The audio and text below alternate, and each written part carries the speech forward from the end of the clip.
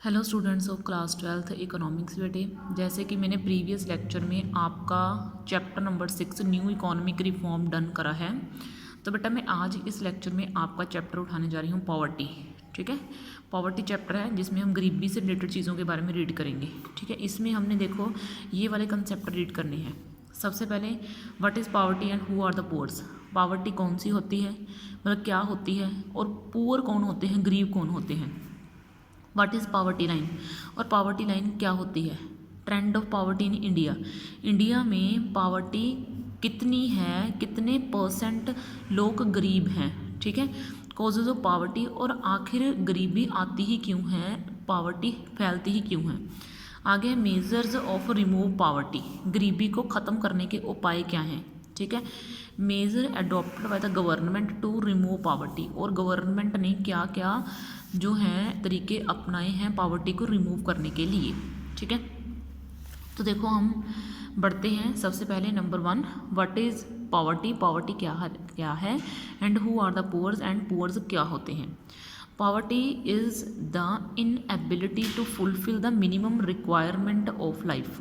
तो जो पावर्टी है इज़ अ इनएबिलिटी, यानी कि वो अयोग्यता है कि एक पर्सन अपनी लाइफ की ज़रूरतों को पूरा करने के अयोग्य रहता है, तो हम बोलते हैं कि वो गरीब है।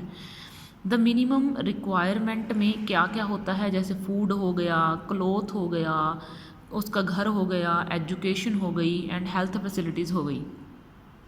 If these minimum needs are not fulfilled, अगर यह छोटी छोटी ज़रूरतें पूरी नहीं की जा सकती, man undergoes pain and suffering, तो एक इंसान को जो है दर्द का और मतलब बहुत मुसीबतों का सामना करना पड़ता है। हमें पता ही है कि अगर हमारे पास घर नहीं होगा, हमारे पास पहनने के लिए कपड़े नहीं होंगे, हमारे पास जो है काम करने के लिए काम नहीं होगा, तो मतलब हम तो फिर एक मुसीबत भरी ज़िंदगी ही जिएंगे।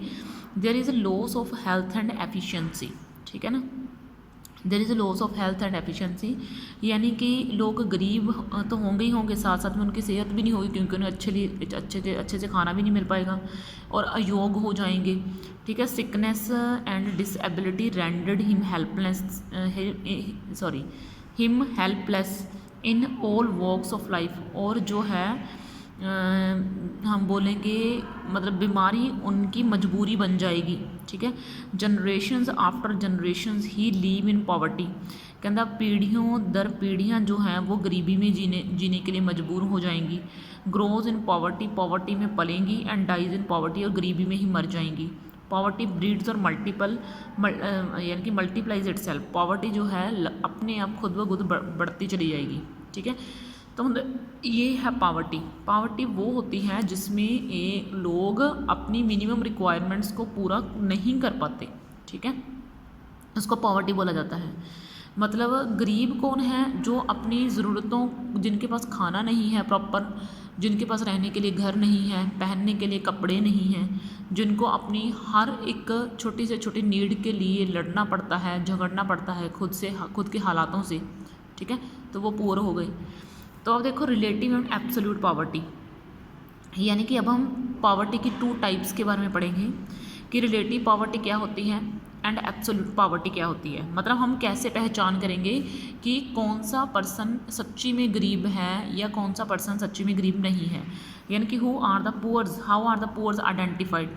ठीक है, रिलेटिव पावर्टी जो और एब्सोल्यूट पावर्टी, ये 2 वेज हैं जिससे हम ये जान सकते हैं कि कौन सा बंदा जो है गरीब सच्ची में है और कौन सा नहीं है। तो सबसे पहले है relative poverty. It refers to poverty across different classes, regions और कंट्रीज़, अलग अलग क्लासेस में, अलग अलग रीजन्स में और अलग अलग कंट्रीज़ में पाई जाने वाली जो पावर्टी है उसको रिलेटिव पावर्टी बोला जाता है। द कंट्री और class of people whose level of living is low, यानी कि कंट्री और क्लास ऑफ पीपल, यानी कि वो लोगों का देश या वो लोगों की क्लास जिनका रहने का जो ढंग है वो काफ़ी लो हो, उनको हम पुअर मानते हैं।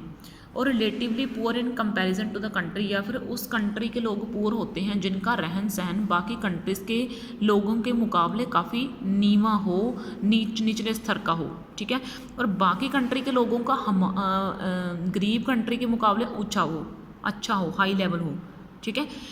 तो relative poverty is also interpreted in term of inequality of income with in the country. तो रिलेटिव पावर्टी जो है इसको हम इंटरप्रेट कर सकते हैं इनइक्वालिटी के टर्म में of income with in the country में, है ना। फॉर एग्जांपल अगर मैं एग्जांपल दूं तो इन इंडिया में share in the national income of 20% of people at the bottom is बेयरली 8.1%, while that of 20% of people at the top of 45.3%। इसका ध्यान से मीनिंग समझो। उसने ये बोला है ना, फॉर एग्जांपल अगर मैं आपको दूं, इंडिया में share in the national income of 20% of people, यानी कि 20% लोगों का नेशनल इनकम में जो योगदान है वो सिर्फ 8.1% है, जबकि 20% लोगों का टॉप का योगदान 45.3% है। यानी कि एक तो रिच पीपल की बात कर रहे हैं, एक वो गरीब पीपल की बात कर रहे हैं। अगर हम 20% पावर्टी वाले लोग लें तो सिर्फ 8.1% ही वो कंट्रीब्यूट कर पाते हैं। अगर हम हाई लेवल के लोग लें तो वो 45.3% तक का कंट्रीब्यूट कर सकते हैं। तो इससे तो यही पता चलता है ना कि हम जो हैं सच्ची में गरीब वही कंट्री होती है जहाँ पे कंट्री के लोगों का रहने का स्थल बाकी कंट्री के मुकाबले निचले लेवल का हो, ठीक है। अब देखो आगे है एब्सोल्यूट पॉवर्टी। इन इंडिया में the concept of poverty line is used as a measure of absolute poverty. India में जो कंसेप्ट है किसका, पॉवर्टी लाइन का, वो यूज़ करा जाता है as a measure of absolute poverty.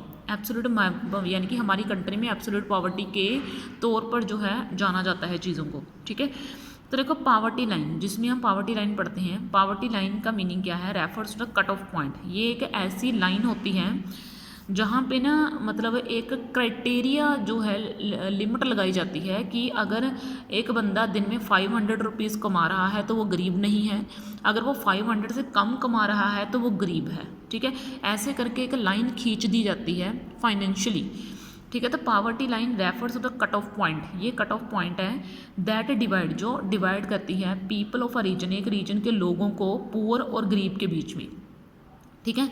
In India, ये देखो इंडिया में एक पर्सन जो 816 रुपीज़ कंजम्पशन के ऊपर खर्च कर रहा है रूरल एरियाज़ में, यानी कि गांव में अगर कोई पर्सन 816 रुपये खर्च कर रहा है किसके ऊपर, अपने कंजम्पशन के ऊपर, और 1000 रुपीज़ शहर में खर्च कर रहा है, अर्बन एरियाज़ में खर्च कर रहा है, तो इसका मतलब वो पावर्टी लाइन से नीचे है, ठीक है। वो क्या है, पावर्टी लाइन से नीचे माना जाएगा।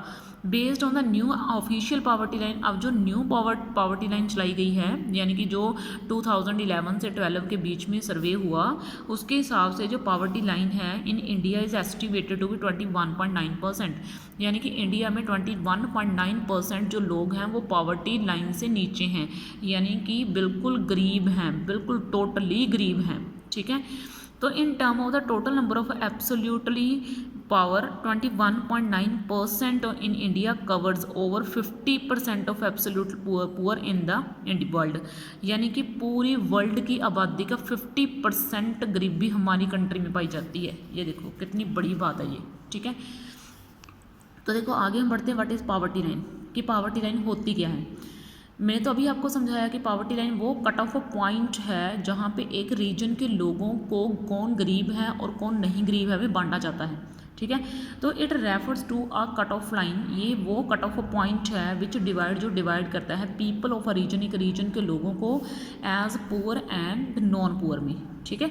टू इलस्ट्रेट, इसकी एक एग्जांपल है, if per capita expenditure of 1500 rupees per month is taken as a cut off point, then these the surviving on the monthly expenditure of less than 1500 will be taken as poor. अब देखो उसने क्या बोला, उसने क्या example दी, यानी कि अगर एक बंदे का एक्सपेंडिचर 1500 रुपये पर मंथ है, ठीक है, और मतलब जो है एक पर्सन मतलब पूरा मंथ में सर्वाइव करने के लिए उसके पास सिर्फ 1500 रुपीज़ हैं, ठीक है। अब 1500 तो बहुत कम है भाई, अब 1500 इतना कम जो है पैसा कमा के वो उसमें से कुछ सेव ही नहीं कर पाएगा, उसके तो खर्चे बड़ी मुश्किल से पूरे हो पाएंगे, ठीक है। तो इसलिए उसका जो खर्चा वो 1500 से बढ़ नहीं सकता, वो 1500 तक ही रह सकता है। तो अगर हम ये बोलें कि वो अपना मंथली खर्चा 1500 से बढ़ा सकता है तो वो नॉन पुअर है, लेकिन अगर नहीं बढ़ा सकता तो वो नहीं है, ठीक है। तो परसेंटेज ऑफ पॉपुलेशन, जो पॉपुलेशन की परसेंटेज है पावर्टी लाइन से नीचे की, उसको बोलते हैं हेड काउंट रेशो और पावर्टी इंसिडेंस रेशो, ठीक है। ओके, तो इस लेक्चर में मैंने आपको पावर्टी लाइन के बारे में समझा दिया है इतना सा, ठीक है। बाकी नेक्स्ट में मैं आपको नेक्स्ट के बारे में बात करूँगी। इस वीडियो में आपके लिए इतने बहुत है। ओके बेटा, थैंक यू।